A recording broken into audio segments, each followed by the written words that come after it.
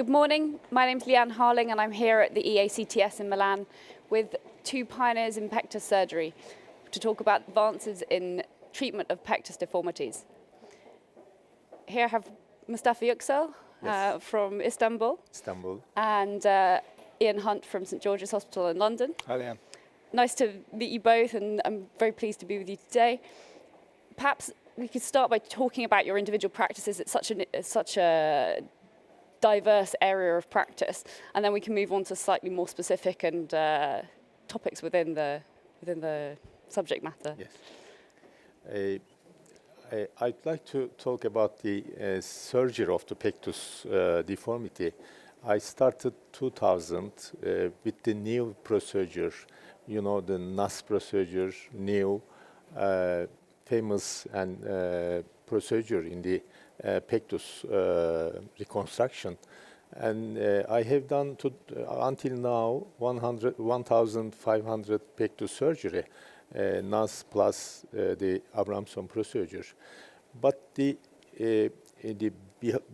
beside the surgery, there is the breast therapy and vacuum therapy.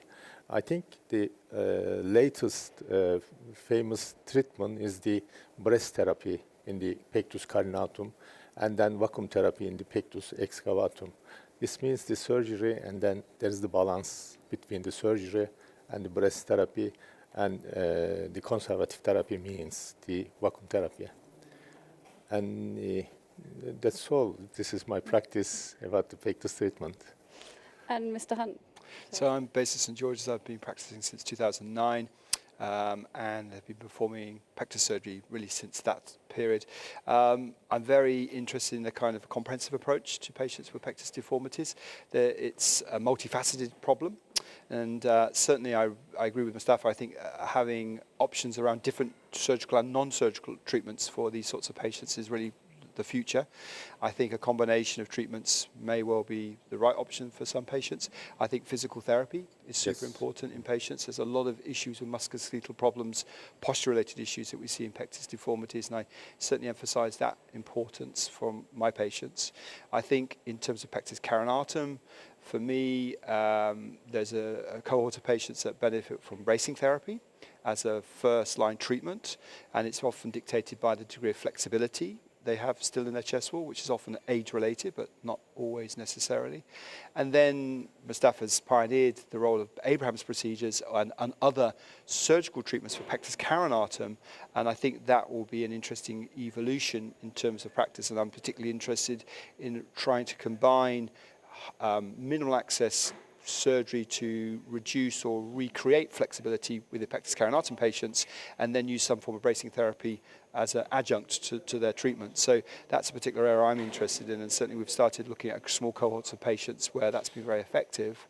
In terms of pectus excavatum, Mustafa's been a pioneer in developing procedures developed by Donald Nuss in relation to the Nuss procedure, and I think that's a very interesting area that you're increasingly looking at different ways of treating patients with modifications of the Nuss procedure, using different techniques, different numbers of bars, different positions of bars to support patients with pectus excavatum. And I still think in my practice there is a role for the modified ravage in some small groups of patients where they have such a severe deformity and particularly a very distorted sternum. So I still recognize a small number of patients where, for me, the sternal rotation is still an issue for performing a Nuss procedure to give a very satisfactory result. So I still have a small group of patients where we offer that rather traditional but very useful operation. So I think coming to the patient with a comprehensive approach, combining lots of different treatment options, including physical therapies, I think it's the way forward. Yes, I think so. For both of you, in your initial assessment of these patients, because it's very holistic approach required for these kind of difficult cases often, how do you go about setting up the initial consultation with the patient, the perioperative care, because it's something that obviously needs to be right? Yeah. What's your protocol, as it were? I'd like to stress about the pectus surgery. Pectus surgery is not the cosmetic surgery.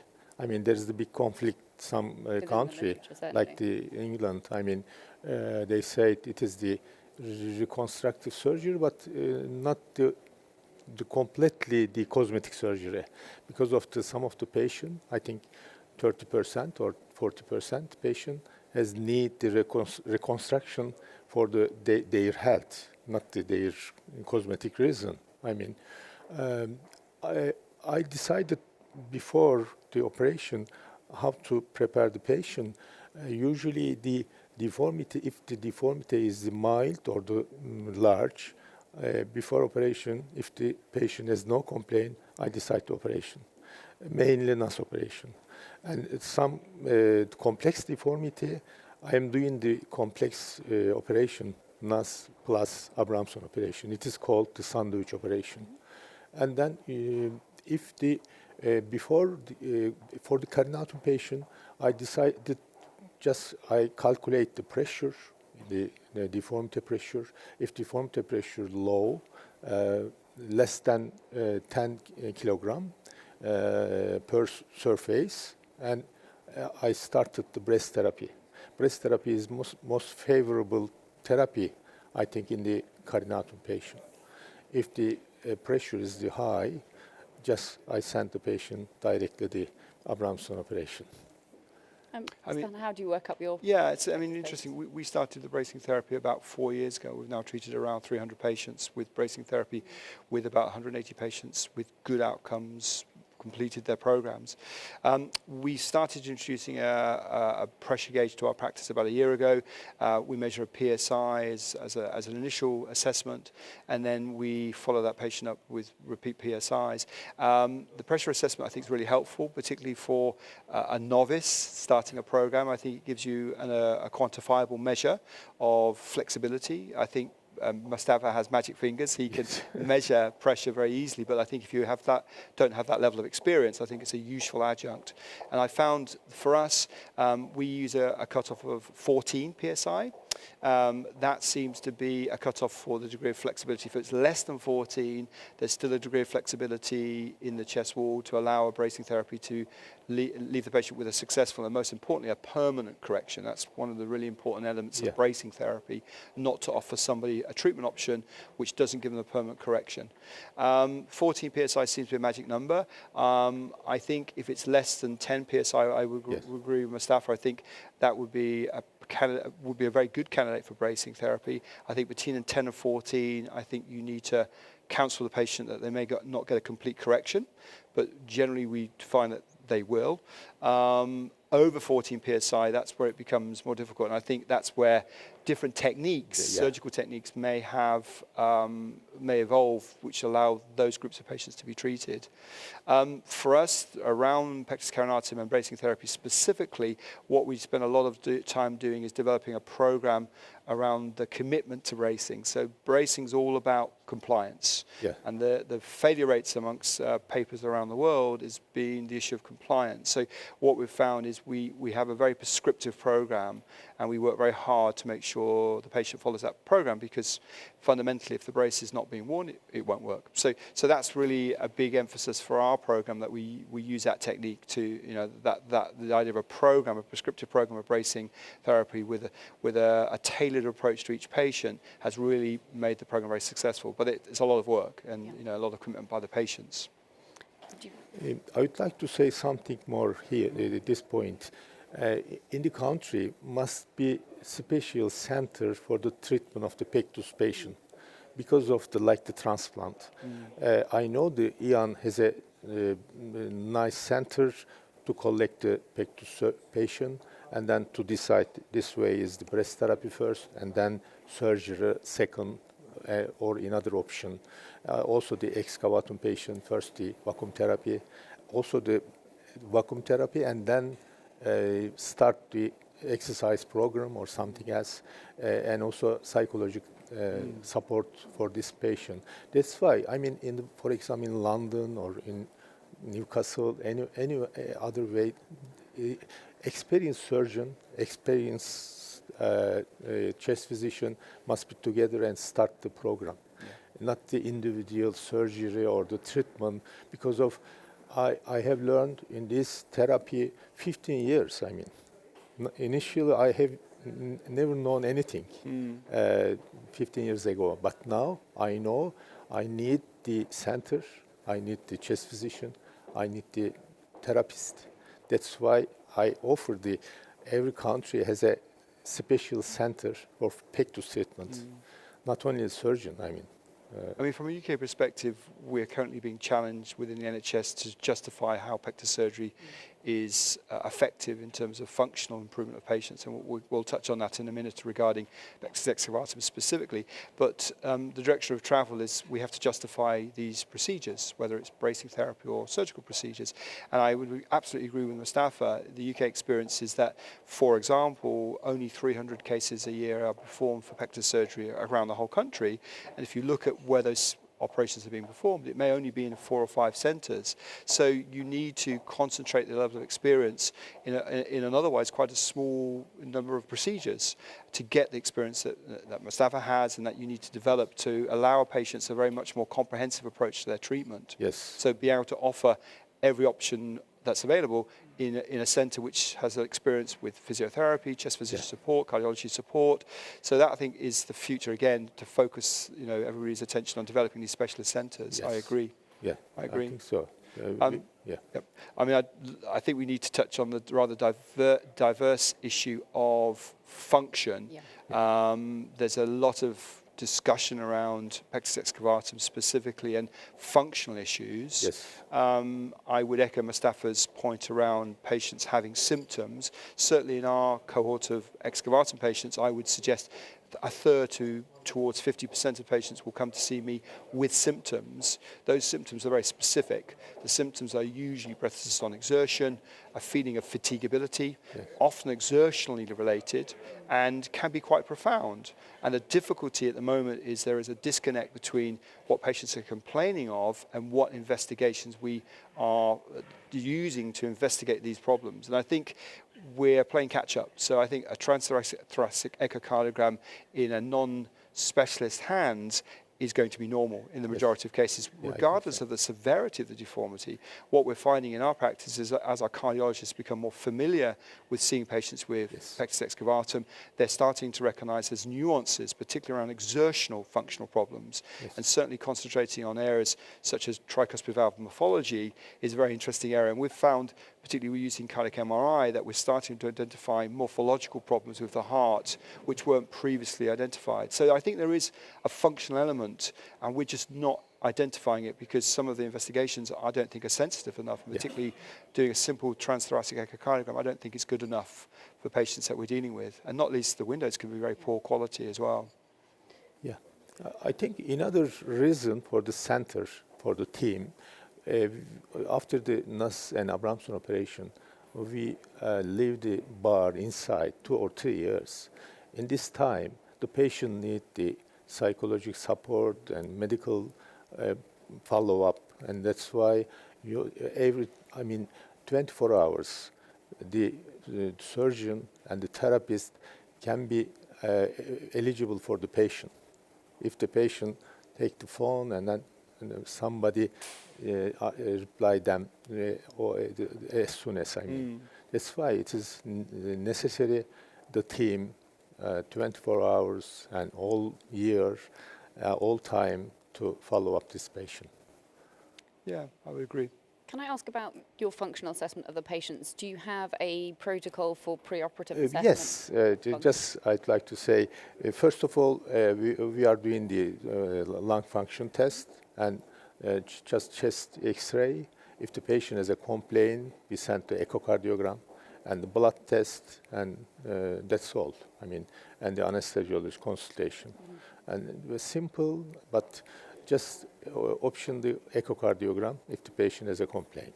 Otherwise, just chest X-ray, ECG, and then function test and blood test. And yourself?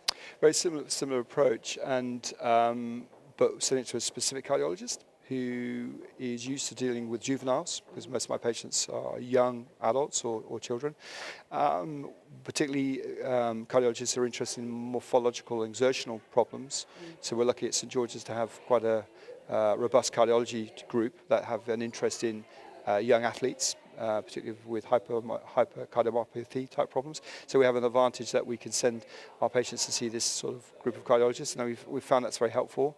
Cardiac MR seems to be quite useful in some instances, so we're exploring different cardiological investigations that are identifying problems with our patients, and the severity of symptoms often dictate what level of investigation we will take the patient to. Just to add to what Mustafa has said, it's interesting.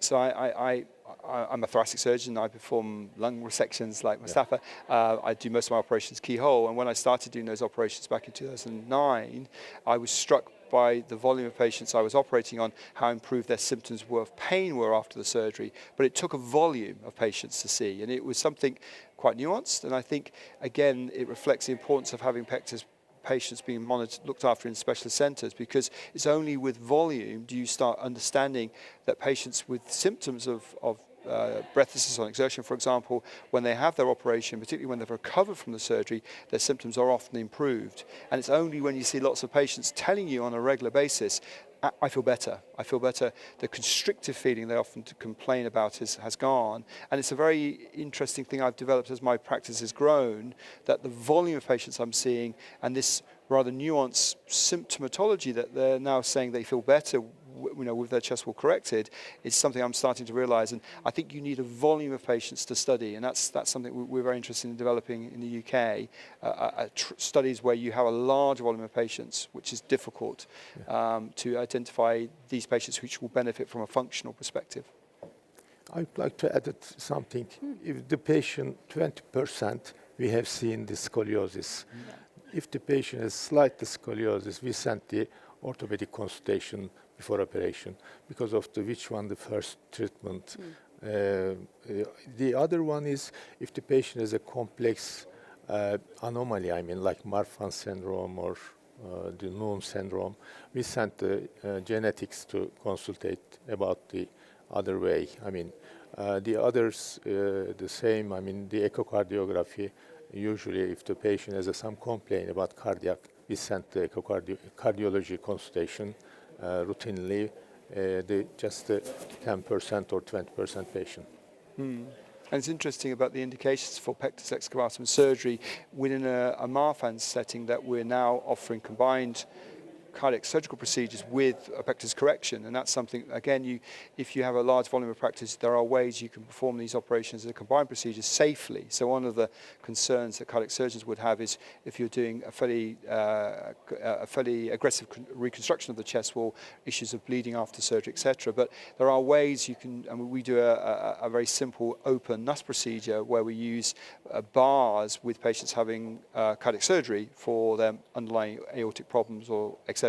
And that's a very nice combination of procedures that often give patients both benefit from management of their cardiac problem, but also benefit from improvement of their correction of their chest wall. And that's something we're also interested in developing. Does that have any implications from an emergency reoperation perspective? Very good. So you need to be very clear with your residents about how they remove the bars in a hurry, and we use a very simple protocol that we have the instruments available at the bedside, and if the patient were to tamponade or there were to be a problem, they can remove the bars in a very simple way immediately so it doesn't stop emergency stenotomy being performed if necessary. Hasn't happened yet, but yeah. And if we maybe move on a little bit towards talking about surgical strategies, there's clearly been a huge move towards doing minimally invasive surgery, both for carinotums and excavatums, more so obviously in the excavatum group. Perhaps could you talk about a little bit about that in your practice and how you would select those patients that are appropriate, or are all patients appropriate for minimally invasive surgery to some degree? There is the little, I think in my practice, 10% did the open surgery. I have a practice. Still, I am doing the Ravitch operation. Open surgery there is the option for some difficult patient.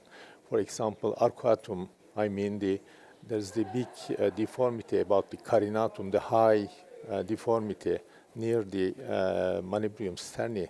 The deformity is just can be corrected with the Ravitch operation. That's why Ravitch the still option to treatment of the complex deformity. That's why I hate ravage operation because of the long and too much bloody operation, and then difficult to patient recovery period. And but there's the still option for some patient. Ravage. So similar number actually, 10% of my patients would have an open procedure in the excavatum group, and 90% would get a NUS procedure. But it's interesting for me, I think Mustafa's experience is greater than mine. I still use sternal rotation and depth as an indication for an open procedure versus a NUS. And so I've had several patients where the sternum is essentially completely rotated, and I find personally, I think the aesthetic result is better for me, in my hands with a modified NUS, but Mustafa has a lot more experience with NUS procedures than I am. Just a comment about more complex procedures. I think horseshoe pectus arcuatum, I think that's always a challenging deformity. It's a mixed deformity with combinations of carinatum and excavatum. They're usually not amenable for any bracing therapy because of the nature or the etiology of the deformity. And so I think they often do benefit from open procedures as they often have a much more complex More problem. complex, yeah. And how about minimally invasive surgery for the carinatums? Because I know that's something that's a little bit contentious within the literature. What's your I think it's difficult because these patients are not generally coming to you with significant symptoms, and the modified ravage is a very aggressive break and reset of the chest wall, and I think you need to be very clear with the patient, what the indications for surgery are. Rather interestingly, in our group of carinatum patients, we have 300 patients now that we've treated for bracing therapy. 30% of patients will still have symptoms. So there's obviously something we're missing regarding why patients have symptoms of breathlessness with carinatum when there's clearly no functional cardiac or pulmonary issue. And I suspect it's something to do with the way the chest wall moves. I think it's a chest wall dynamic issue. The mechanics of the chest wall are somehow affected, and it's often exertional breathlessness.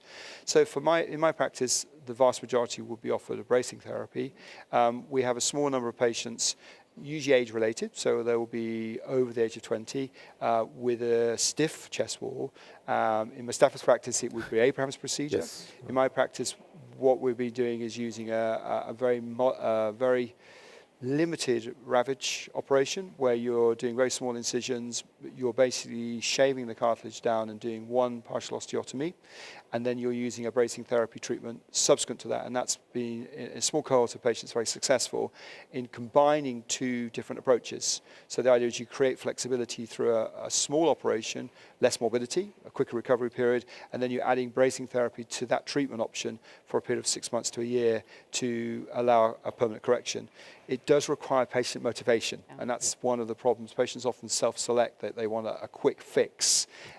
With bracing, it's not a quick fix. It's a prolonged program which requires compliance, and they need to sign up for that. And I think that's one of the problems I found. The psychological element that you need to get patients on board for. And perhaps we're sort of running a little bit with time, but maybe we can talk about your use of the Abramson procedure, because that's something particularly novel, which I'm sure people will be very interested in hearing about. Abramson procedure, in my opinion, there is if the patient has a pressure is higher than 10 kilogram, according to my device, I am putting the bar, like the Abramson explained. Usually we leave the bar 2 years and then remove the bar. But in other way, I started 15 years ago the Abramson procedure. So far I have nearly 200 Abramson operation I have done. But the last 3 years, now I have the breast therapy, more than 500 patients I have. Now I believe that the breast therapy is the most favorable treatment for the patient because of cheap, easy to apply, and anytime patient can leave the breast. And that's why I think the breast therapy must be some protocol, and some therapists start the breast therapy, and every month or every 3 months follow up properly. The treatment will be the option for the carinatum patient. And just the stiff thorax or the patient, if the more than 25 years old, the surgery must be option for this little patient. Not to every patient sent to operation, in my opinion. And Mr. Hunt, one of your particular interests is bracing, and I know you've been doing something very novel with the non-compressive bracing. It's a very simple technique. So we use this thing called a manipulation, which is basically a physiotherapy, sports physiotherapy technique of soft tissue release. So you do a kind of massage prior to performing the procedure.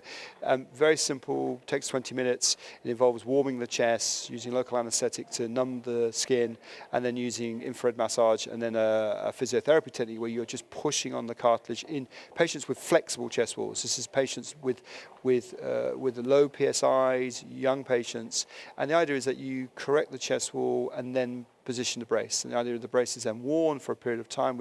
In our program, the brace stays on for 5 days without being removed. Again, a commitment by the patients, but you need to get them on board. And then we start the program with a very intense wearing schedule where they wear the brace for 3 months, essentially permanently, just removing it for short periods each day. And then we start a weaning program. So the way we've developed our bracing schedule is to do all the intense work at the beginning, and what we've found with that method is that the compliance is much better. The patient, if they feel they're improving very rapidly, they see an improvement within a few days of starting the therapy, they're much more likely to complete the therapy. And I've studied various bracing programs around the world, and if you set the schedule up so that you're doing it in reverse, which is what traditionally would happen, that you would start wearing the brace very slowly and slowly build up the program, we found that the compliance was much lower. People gave up. They weren't seeing an improvement. They were committed with time, but without seeing an improvement, therefore they stopped wearing the brace. So we've changed the scheduling, and by wearing it very intensely at the beginning and then slowly weaning it off over a period of time, we found that our compliance rates have been much better. And I think that if you can get the patient to wear the brace for the period that's required, the opportunity for permanent correction is very high. And yourself, with regards to compliance, do you think there are any key sort of pearls of wisdom to improve patient compliance? About the breast therapy, and I mean, in my patient, usually it's 6 months and 1 year between the patient gets the result. But we need some more support to the patient about the way of which one is the best. Otherwise, I mean, I noticed that you have a nice follow-up program. I have to learn to like your program. I started my patient. I am trying to learn the breast therapy more than surgery. Yeah. I think in the future, more breast therapy must be. But like lots of things, it's nuanced. So, as you learn, I learn every time I have a patient, I learn something subtly new. And I think it's just developing that body of experience. And certainly I found bracing therapy is like that. You just, so many little nuances that you suddenly realize, for example, having the therapy much more intensively at the beginning seems to really help the final result, because patients are much more committed to wearing the brace. So changing the program to allow intensive wear at the beginning seems to make a big difference in our program. And so finally, really, where do we go from here with regards to innovations in pectus surgery, and how we're going to show the community that this is an important entity and needs to be taken forward?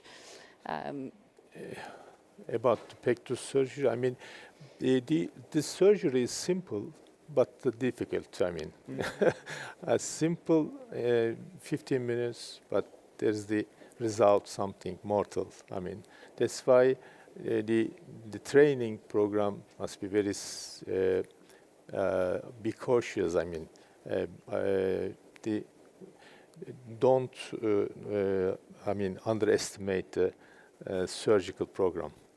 And the other way, in the breast therapy and then vacuum therapy, must be treat the new generation. I mean, new surgeon and new chest physician. The other way. I mean, for me, it's applying thoracic surgical rules. If I have a patient come to see me with a lung cancer, I will offer the right operation for that cancer. Pectus needs to be the same. You need to have a comprehensive approach. You need to see surgeons who have experience, that means volume, and they need to have an opportunity to offer them any treatment that's appropriate for that patient. So it's an opportunity that if you see a patient in front of you, that a brace would be the best option. A brace is what they get offered. If it's a NUS operation, a NUS operation. A ravage, a ravage. So you need to see a surgeon who has expertise and experience in all facets of pectus treatment, and that requires volume, and that requires specialist centres, essentially, I think. International collaborations. Yeah, another point, I mean, the NUS operation, it is not like the every year 2 or 3 operation you couldn't do. I mean, No. you have need the center, your volume must be a year more than 20 or 30, I don't know. And then that's why it is easy operation, but the result is sometimes the mortal or morbidity can be high than you expect. Indeed. I agree. And it's interesting, the UK experience, because of the SCS database that we have access to, we know that very few centres do more than 20 operations in 2 years, let alone 1 year. So you're absolutely correct. You need to have a centre which has a volume of practice, and for me, I agree, 20 to 30 cases a year at least to develop that expertise. Yes, yes.